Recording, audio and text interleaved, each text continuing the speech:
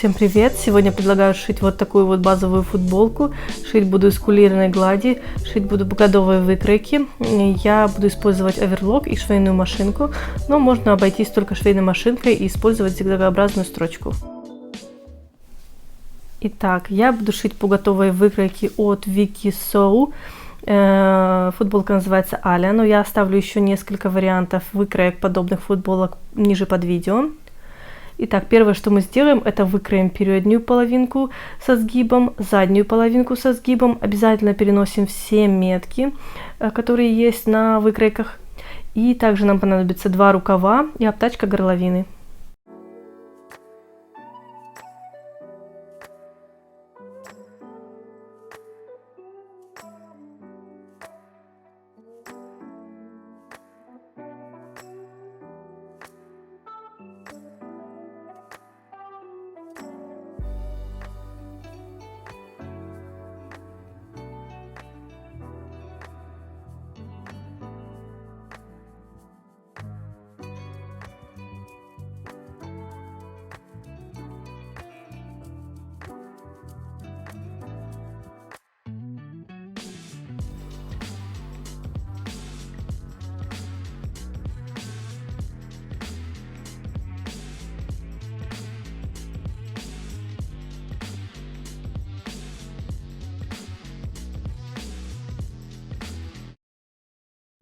На задней половинке продублируем швы, сантиметровый где-то отрезок дублерина я беру и дублирую вот вдоль всего шва. Скалываю булавками передней и задней половинки и буду прокладывать шов на оверлоке. Далее плечевые швы нам нужно будет заутюжить на заднюю часть. И так сделаем с 2 сторон. Дальше перейдем к тому, что займемся рукавами. Вот так, по всему окату мы прикалываем рукав. Для начала скалываем ключевые метки, а потом булавками вот так по всему окату. И тоже прокладываем строчку на оверлоке. Я буду прокладывать по стороне рукава. После того, как мы проложили этот шов, мы заутюживаем его на сторону рукава, чтобы все вот так выглядело аккуратно. Сделаем такой шов с 2 сторон и заутюжим также с 2 сторон. Вот я показываю сейчас по лицу футболки, как это выглядит. Теперь выворачиваем лицом к лицу, то есть по изнанке. Сейчас будем прошивать. Вот здесь шов в пройме мы раскладываем в разные стороны припуски, для того, чтобы не было утолщения. Затем скалываем булавками вот от начала рукава до низа изделия и прошиваем на оверлоке. То есть весь боковой шов мы стачиваем одной строчкой.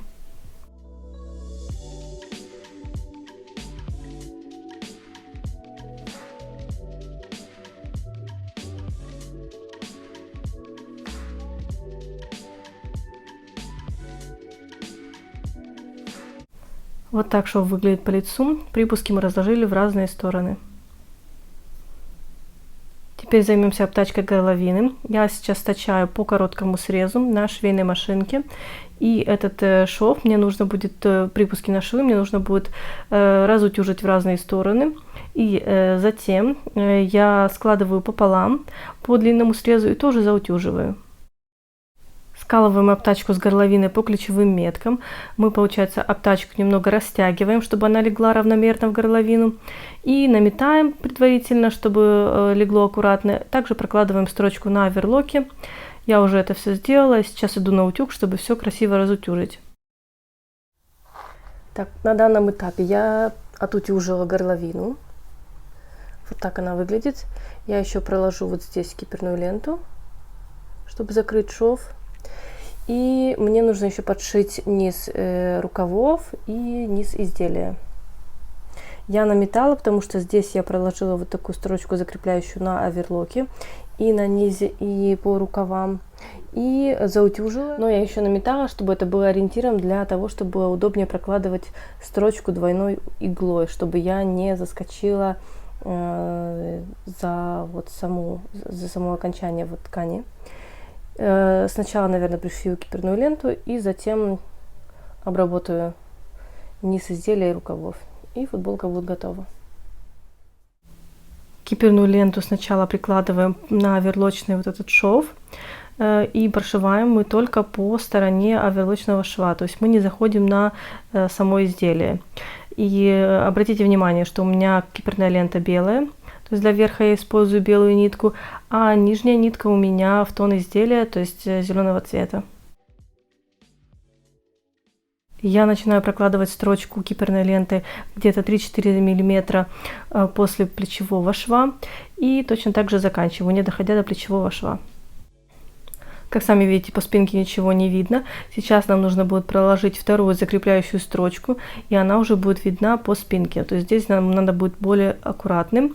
Точно так же я прокладываю строчку. Наверху у меня белая нить, и нижняя нить у меня в тон изделия.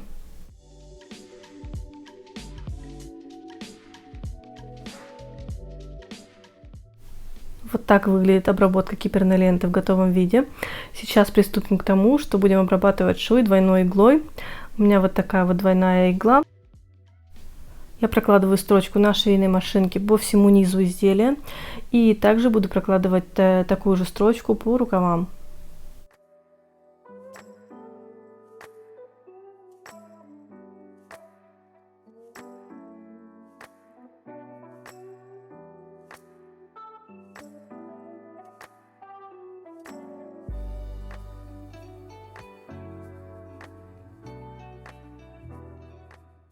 Ну что, футболка готова. Я еще раз пошла на утюг, чтобы отутюжить все швы. Вот так выглядит горловина. Вот наша киперная лента. Также швы по рукавам проложены двойной иглой. Тоже выглядит довольно аккуратно. Если у вас нет распашивалки, швейной машинкой вполне можно обойтись. Надеюсь, вы будете шить вместе со мной. По готовым выкройкам шить очень удобно. И обязательно подписывайтесь на мой инстаграм-канал. Оставлю ссылку внизу, так как там я очень часто делюсь всеми процессами в самом первом порядке. И, возможно, вам это будет тоже интересно. Так что заходите, подписывайтесь. Спасибо всем за просмотр. И всем пока!